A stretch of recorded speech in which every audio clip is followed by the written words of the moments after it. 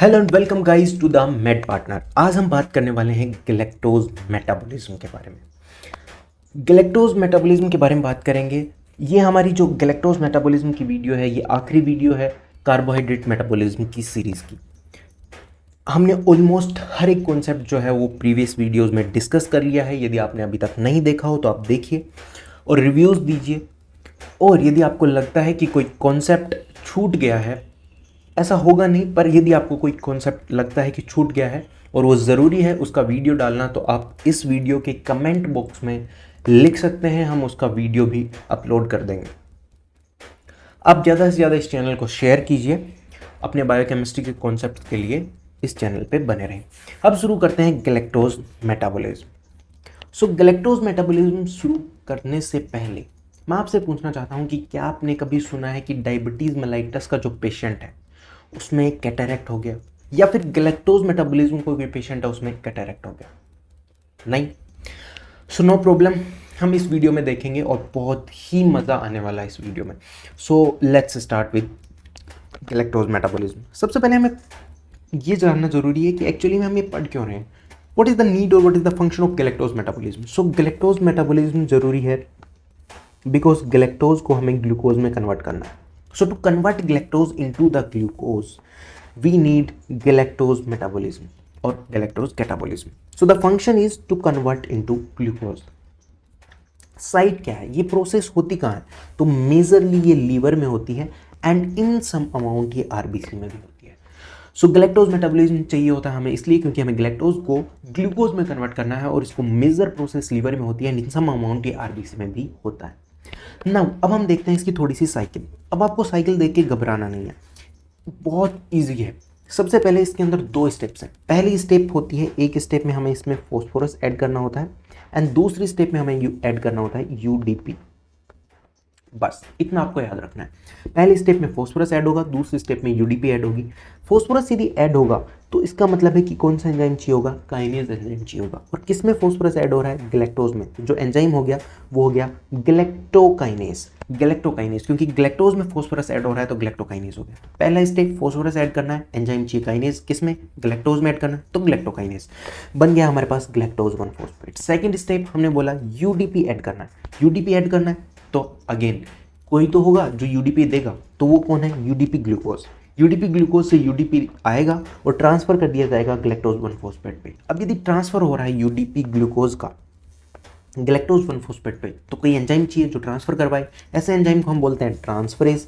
लेकिन किसका ट्रांसफर करा रहा है? यूरिडिल फॉस्फेट का, तो इससे हो गया यूरिडिल ट्रांसफरेज एंजाइम। यूरिडिल ट्रांसफरेज एंजाइम हमारे पास आ गया, किस पे हो रहा है? गैलेक्टोज 1 फॉस्फेट पे। तो यूरिडिल ट्रांसफरेज एंजाइम जो है वो गैलेक्टोज 1 फॉस्फेट पे करवा रहा है, इसलिए हमने नाम दे दिया गैलेक्टोज 1 फॉस्फेट यूरिडिल ट्रांसफरेज।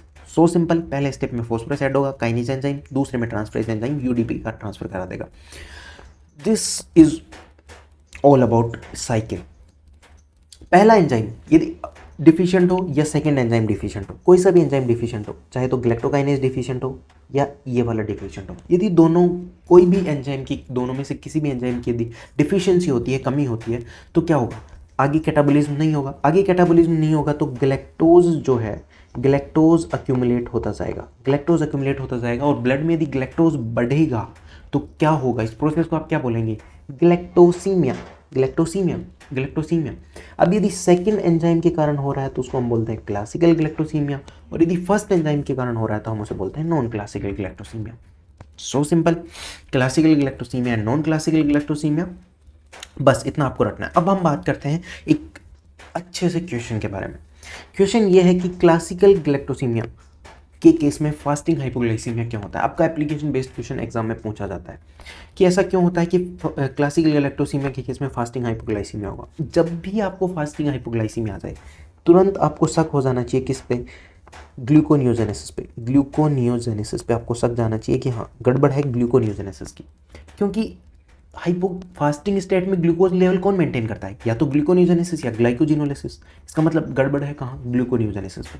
अच्छा, देखते हैं कि क्लासिकल गैलेक्टोसीमिया में हुआ क्या था। क्लासिकल गैलेक्टोसीमिया में हुआ ये था कि आपका पास ये वाला जो एंजाइम था ये डिफिशिएंट हो गया। ये वाला एंजाइम जब डिफिशिएंट हो गया तो ये वाली प्रोसेस नहीं हुई और इसके कारण ये वाला जो था ये पूरा बढ़ता चला गया, इसका बहुत ज़्यादा अमाउंट हो गया। यानी कि सारा का सारा जो फॉस्फेट था ऑल फॉस्फेट जो था वो ट्रैप हो गया गैलेक्टोज 1 फॉस्फेट के साथ। जहाँ सारा का सारा फॉस्फेट यदि ट्रैप हो गया तो होगा क्या आपके पास कि एक एंजाइम है पायरुवेट कार्बोक्सिलेज, इसका फॉस्फोराइलेशन नहीं हुआ, और इसका फॉस्फोराइलेशन यदि नहीं हुआ तो फर्स्ट स्टेप जो है ग्लूकोनियोजेनेसिस की वो नहीं चलेगी, क्योंकि फर्स्ट स्टेप में पायरुवेट कार्बोक्सिलेज चाहिए पायरुवेट को ऑक्सैलोएसिटिक एसिड में बदलने के लिए। जब ग्लूकोनियोजेनेसिस नहीं चल रही तो फास्टिंग हाइपोग्लाइसीमिया तो होना ही था। So this is about this application based question. अब हम उस क्वेश्चन की बात करने वाले हैं जिस क्वेश्चन से हमने वीडियो शुरू की थी, वो है कैटारेक्ट, कि एक्चुअली में नॉन क्लासिकल गैलेक्टोसीमिया हो चाहे डायबिटीज मेलाइटस हो, इनके केस में कैटारेक्ट क्यों होता है? बहुत इजी है। ये हमारा जो लेंस है, लेट अस सपोज ये हमारा लेंस है, इस लेंस में एक एंजाइम प्रेजेंट होता है एल्डोज रिडक्टेज, नाम से पता चल रहा है रिडक्शन करवाता है किसका? एल्डोज शुगर्स का। जो भी एल्डोज शुगर लेंस में आएगी उसका रिडक्शन करवाता है कौन? Aldose reductase. ये हमारे लेंस में नॉर्मली फिजियोलॉजिकली प्रेजेंट होता है। अब आपके पास दो शुगर हैं, ग्लैक्टोज और ग्लूकोज, दोनों एल्डोज शुगर है। ग्लैक्टोज बढ़ता है हमारी बॉडी में जब आपके पास ग्लैक्टोसीमिया होता है, और ग्लूकोज बढ़ता है आपकी बॉडी में जब आपके पास डायबिटीज मेलाइटस होता है।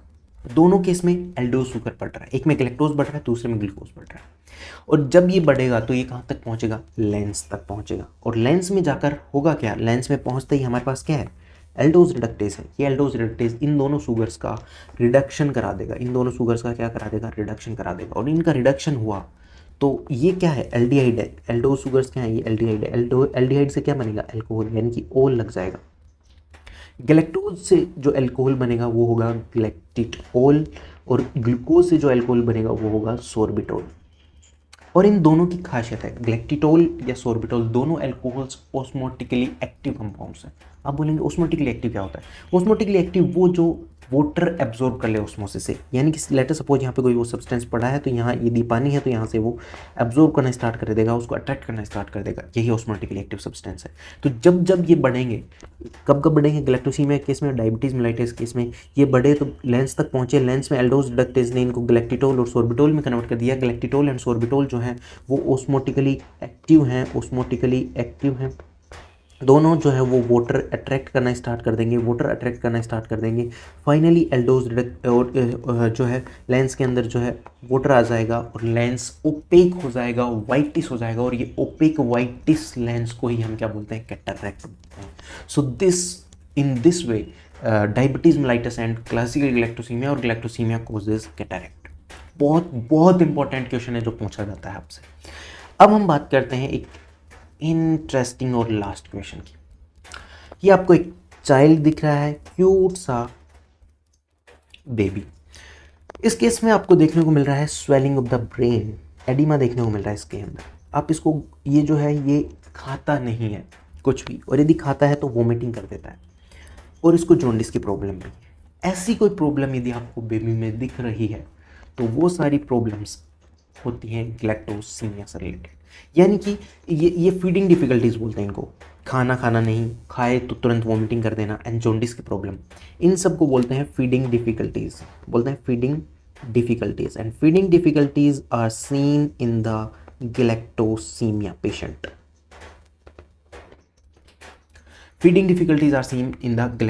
पेशेंट। तो जब भी आपको गैलेक्टोसीमिया का पेशेंट आएगा वो इन्हीं फीचर के साथ आपको प्रेजेंट करेगा न्यूबॉर्न बेबी में। ये वाली जो पोस्ट है मैंने यूट्यूब की कम्युनिटी पोस्ट में भी डाल दी थी, वहाँ पे आप इस क्वेश्चन का जाकर आंसर कर सकते हैं। और होप ये वीडियो आपको अच्छा लगा होगा। आप इसे लाइक करें, शेयर करें, और यदि आपको और बायोकेमिस्ट्री के ऐसे ही कॉन्सेप्चुअल वीडियोस देखने हैं related to your exam, related to your concept understanding purpose as well as your exam, तो आप इस चैनल पे बने रहें, इस चैनल को सब्सक्राइब कर लें और ज़्यादा से ज़्यादा लोगों को इसे शेयर करें। Thank you.